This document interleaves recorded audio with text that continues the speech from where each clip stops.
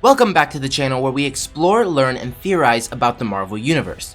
Today we're going to be covering new leaks regarding Spider-Man PS5, including everything from possible villains to major gameplay changes and even possible settings.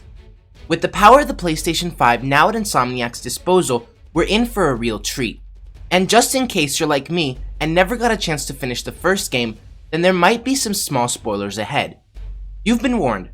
But don't worry, I did my research and I'll try not to make up too much stuff as we go along.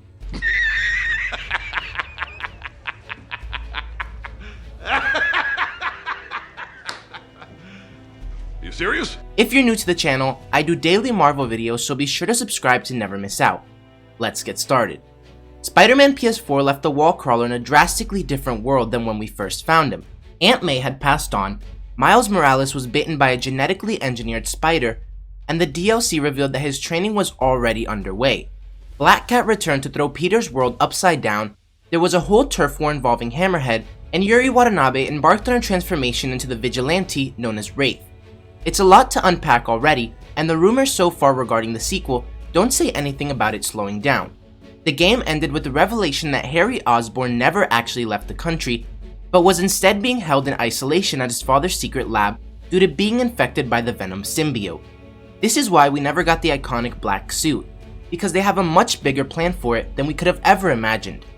His father Norman Osborn, seemingly discontent with inviting a whole private army to New York City, or bonding an alien symbiote to his own son, is apparently up to no less this time around, and one rumor claims that the Green Goblin will appear, and that this time, Norman is trying to recreate a super soldier serum by using cloning technology, possibly hinting at how he turns into his alter ego.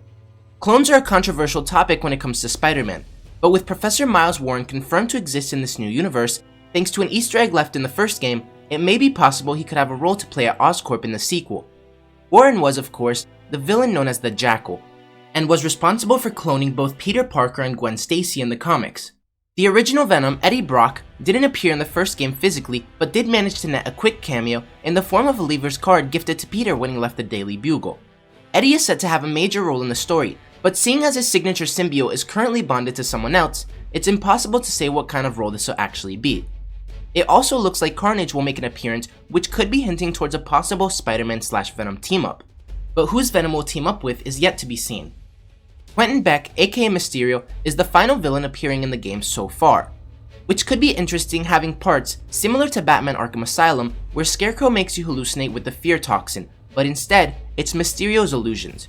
Miles Morales will also be a playable character, but it hasn't been confirmed yet if it'll only be for specific missions, or if you'll be able to switch between characters whenever you please. It's also worth noting that his fighting style will be completely different to Peter's, and he'll be able to utilize his own special powers like his Venom Blast and his ability to turn invisible. As a side note, leaks in January also pointed out that joining Brock in supporting roles will be Ben Urich, Flash Thompson, and Aaron Davis.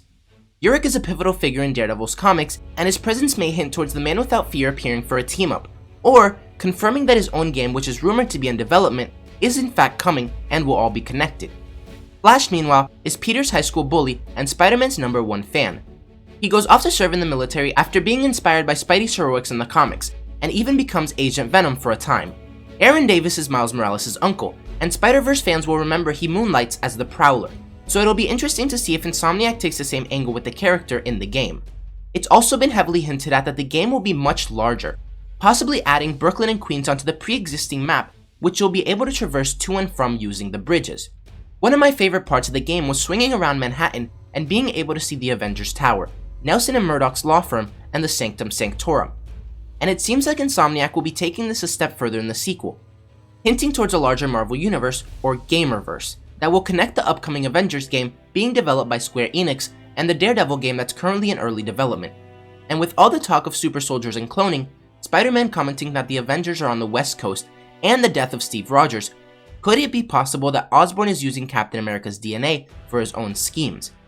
Lastly, one of the things that Insomniac got nearly perfect was the swinging, so it was surprising to see that the studio is planning some changes. One such change will supposedly come in the form of web zipping.